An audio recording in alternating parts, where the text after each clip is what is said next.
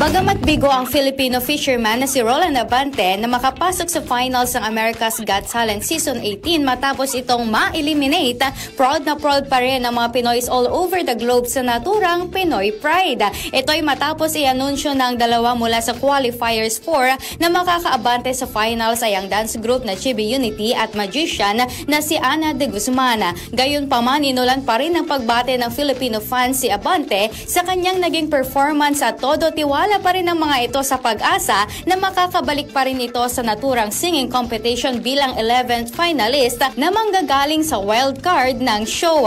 Ayon pa sa ilang fans, bagamat ikinalulungkot nila ang pagkabigo nito dahil talagang inaabangan nila ang bawat singing performance niya, ay natutuwa pa rin ang mga ito sa pagpapakita ng kanyang talent bilang Pinoy sa international stage. Matatanda ang pinabilib ng singer ang judges ng AGT sa kanyang world-class performance ng iconic hit ni Whitney Houston na I Will Always Love You, kung saan nakatanggap pa ng standing ovation ang Bisaya-speaking contestant.